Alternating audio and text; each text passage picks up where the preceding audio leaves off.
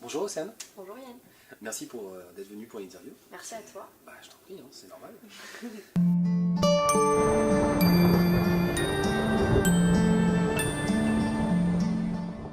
Donc pour commencer, qui es-tu? Dans le monde des vivants, Dans le monde des vivants, voilà. je suis Océane mariée, D'accord. une danseuse au départ, Mhm. qui s'est peu à peu dirigée vers le théâtre et donc les courts-métrages, web-séries. Série. Voilà. Et j'évolue dans tout ça. J'aime beaucoup le mélange des arts que je trouve en général très complémentaires les uns Oui. avec les autres.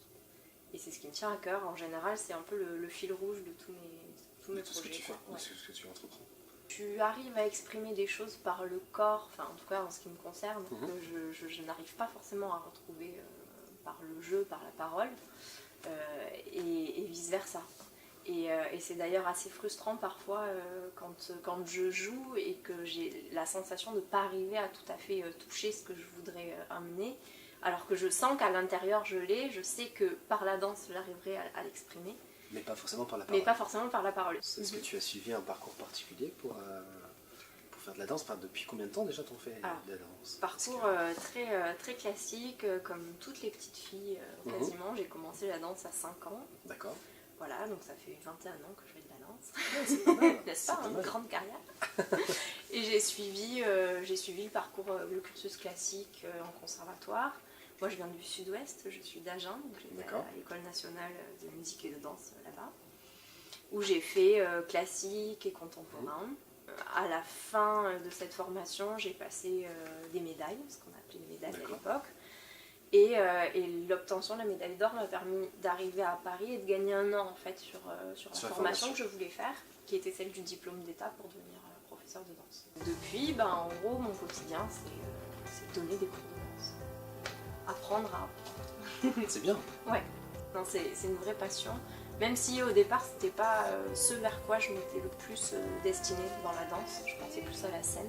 D'accord. Mais j'ai découvert un réel plaisir aussi à enseigner. En fait, je me suis rendu compte oui, qu'il y avait une réelle richesse dans l'apprentissage et le contact avec les enfants comme avec les adultes, parce que j'ai aussi des adultes, est passionnant.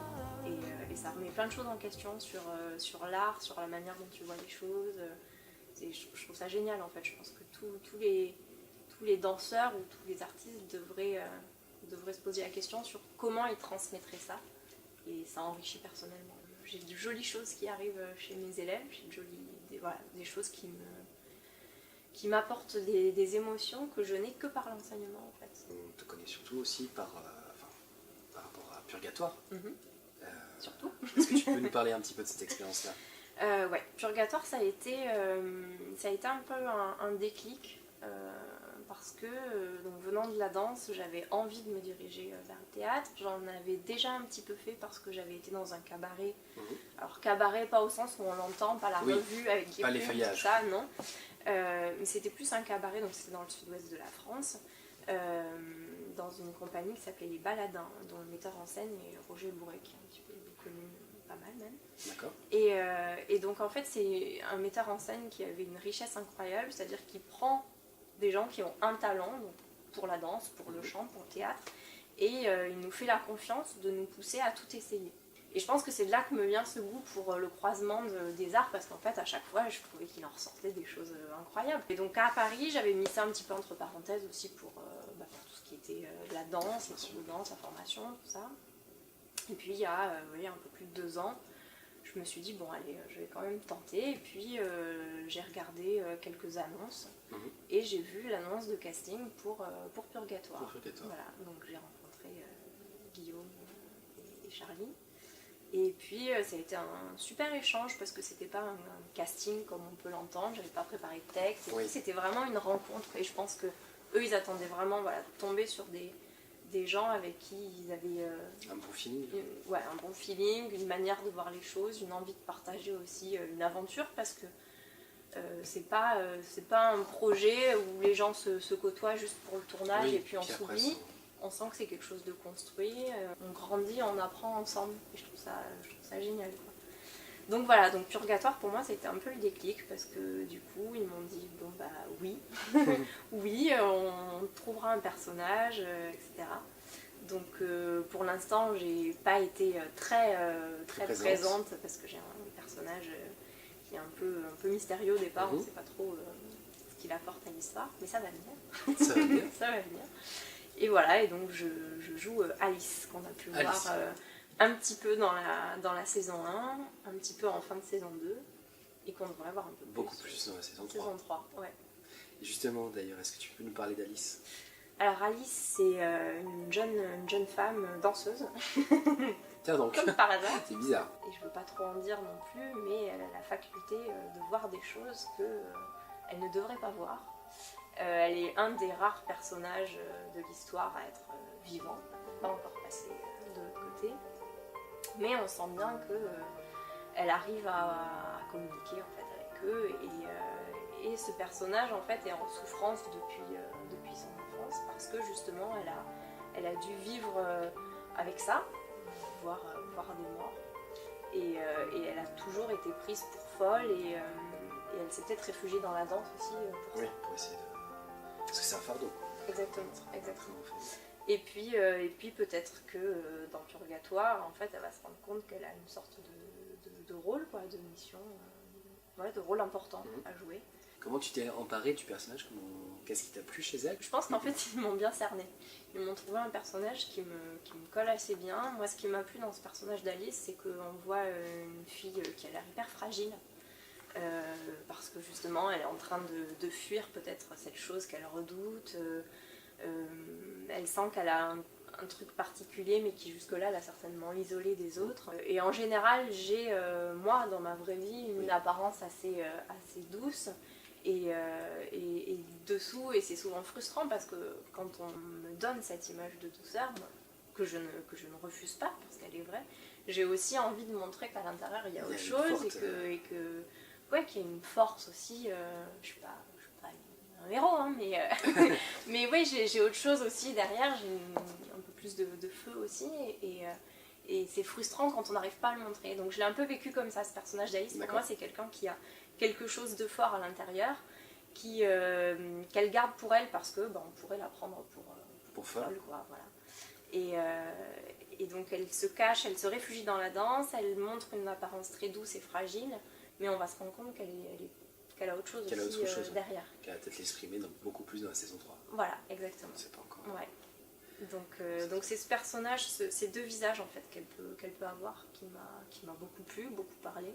J'ai tout de suite accroché avec la manière dont Guillaume et Charlie m'ont présenté le projet, donc j'ai toujours suivi les sorties des épisodes, voilà, toujours été au plus près vraiment de l'évolution, et voilà, j'ai jamais manqué une sortie d'épisode, ça c'est sûr. D'accord. Et puis voilà, puis tout ce qui était essayer de connaître un peu la suite, qu'au départ ils gardaient secret, la suite était gardée secrète, et j'essayais toujours quand même de savoir ce qui profilait, voilà. J'avais envie, je suis quelqu'un de très curieux, donc j'avais envie toujours de savoir un petit peu la suite et savoir où ça allait, et voilà. Est-ce que tu as un personnage qui te parle plus que les autres, peut-être dans Plus, je sais pas, je crois qu'il y a plusieurs personnages qui me plaisent pour des raisons différentes. Il y a des personnages qui me font rire, il y en a d'autres qui m'attachent, d'autres qui m'interrogent, voilà, comme le personnage de Gloria qui a l'air très sombre, et puis on se demande s'il n'y a pas autre chose derrière. Enfin voilà, en fait tous les personnages finalement m'ont questionné au cours des épisodes, et je crois que je suis très attachée à tous. Certainement que je suis en plus influencée par les comédiens aussi qui les jouent. Il y a peut-être un peu de ça. Ouais, sûrement. Et du coup, j'ai du mal à les détacher les uns des autres. Et non, j'ai pas un qui me parle plus que les autres. C'est vraiment pour moi un puzzle et un ensemble. Et ouais, c'est ça qui est sympa dans le théâtre, c'est qu'on joue toujours avec ce qu'on est malgré tout. Et donc quand on reçoit un scénario et qu'on lit les répliques de Celle par exemple, on se fait une idée, et quand on les voit jouer, on se dit ah ouais, en fait c'est pas du tout ce que j'avais imaginé, parce que tout d'un coup c'est empreint de la personnalité de la personne qui les joue. Ouais. Et ça change tout, ça donne un relief incroyable, et oui, donc c'est pour ça que je pense que j'ai du mal à dissocier le personnage de l'acteur, parce que pour moi ils font presque un. Ouais. Est-ce que tu te dis que si j'étais au purgatoire, est-ce que je rejoindrais plus l'un des camps ou pas? Moi, je crois que je me méfierais un petit peu. Je me méfierais parce que on sent bien que c'est ni tout blanc ni tout noir des deux côtés et c'est un peu le questionnement aussi, je crois, que suit le personnage principal à un moment, de remettre en question un peu voilà, les personnages qui l'entourent. Et par rapport justement à ces 2 ans de purgatoire, qu'est-ce que ça t'a apporté? Tu nous l'as dit un petit peu par rapport au jeu justement et à croiser un petit peu les arts. Est-ce que ça t'a apporté d'autres choses? Est-ce que tu as des bons souvenirs Énormément. Déjà ça m'a permis d'oser parce que ça m'a permis de prendre un petit peu confiance en moi sur autre chose que sur la danse, donc sur le jeu. Surtout parce que je suis tombée sur une équipe bienveillante qui m'a permis d'oser les choses, d'oser proposer sans avoir peur de mal faire. Et je pense que ça a été du temps gagné parce que j'aurais pu tomber sur une équipe qui n'aurait pas forcément... Cette même prévenance. Ouais, exactement, cette même prévenance, cette même bienveillance. Là, c'est toujours même dans la direction d'acteurs. J'en souris même tellement on fait attention à l'acteur en lui disant mais peut-être que tu peux faire plus comme ça mais t'inquiète pas, surtout c'est bien ce que tu fais et tout et je trouve que voilà, j'ai trouvé en fait des gens bienveillants et ça m'a permis d'oser des choses et j'ai hâte de pouvoir continuer cette saison 3 parce que justement j'ai trouvé une équipe en fait et c'est ce que je te disais aussi tout à l'heure, c'est que on vient pas juste pour tourner, on vient aussi passer du temps avec... partager un moment. Partager un moment, faire avancer une aventure qu'on a pris au tout début, essayer de l'enrichir, essayer d'avancer ensemble parce que, personnellement, quand je regarde l'évolution des épisodes, je trouve que ça a bien progressé quand même. Je trouve qu'il y a un réel changement qui s'est opéré entre la fin de la saison 2 et le début de la première saison. Et je trouve ça génial de voir cette avancée-là. Et je suis quelqu'un de très fidèle aussi. Donc quand je prends un projet au début, j'ai envie d'aller jusqu'au bout. C'est ça, barrez-vous. Après tout, entre les débiles qui sont pas foutus de répondre à mes questions et les psychopathes qui veulent je sais même pas quoi d'ailleurs, je pourrais pas tomber sur quelqu'un d'aimable qui me dirait où je suis et ce que je fais là? Vous êtes mort. Non, sérieux? C'est une sacrée épine du pied que vous m'enlevez là. Je suis pas censée vous parler, hein. Mais pourquoi ça? Parce que moi, je ne suis pas comme vous, morte. Je ne suis pas censée vous voir. Restez loin de moi, s'il vous plaît. Est-ce qu'il y a une galère qui t'a marqué? Une galère? Moi j'en ai pas trop eu parce que pour l'instant j'ai eu peu de tournages. J'ai eu écho de quelques galères de son, d'avions qui passent, évidemment quand on est en ville. Il y a forcément les bruits des voitures, etc. J'ai pas souvenir d'avoir une grosse galère. On a toujours une personne qui peut passer dans le plan. Quand on a tourné le dernier épisode de la 2e saison, on est dans une école de musique, donc il a fallu choisir un jour où il n'y avait pas trop de cours, pas trop d'enfants, pas trop de bruit, de son d'instruments qui sortaient des salles. On a tourné notamment dans le hall aussi, donc faire attention à ce qu'il n'y ait pas un musicien qui arrive avec sa contrebasse, sa trompette ou je ne sais quoi. Encore on avait les bruits des marteaux-piqueurs. Aussi, en plus, parce que c'était en travaux. Voilà, donc c'était surtout ce genre de petits désagréments qui ont été très bien gérés par l'équipe, mais j'ai pas eu de grosses galères sur les tournages auxquels j'ai participé en tout cas. Et est-ce que tu as d'autres projets aussi à côté? Du côté de la danse, j'ai ma compagnie. D'accord. Ma compagnie Esséance, que j'ai créée il y a 5 ans et avec laquelle j'ai pu monter un spectacle au théâtre de Saint-Malo il y a un petit moment déjà. C'est pas mal déjà. Ouais, c'est chouette. Et puis j'ai écrit un nouveau spectacle de danse en septembre et je vais l'envoyer au théâtre pour voir s'ils accepteraient de nous prendre. Ça, il faut oser, hein. Nous produire, exactement. C'est le maître mot. Exactement. Osons. Ça va, plein de choses différentes. Un large éventail. Ouais, tout à fait. D'exploiter. De quoi bien s'amuser et vivre de belles choses. D'accord. Et est-ce que tu as un mot pour la fin? Un grand merci. Merci à toi De rien, je pour cette interview. Merci à toute l'équipe de Purgatoire pour ce beau projet qu'ils arrivent à tenir sur la longueur et qui nous enrichit tous, je pense, sincèrement. Et voilà, merci à nos spectateurs, merci aux autres acteurs pour tous ces bons moments aussi passés ensemble. Voilà, le mot de la fin, c'est merci. Eh ben, très bien. Merci à toi, encore. Bonne Puis, journée. À une prochaine. À bientôt. Ciao. Salut.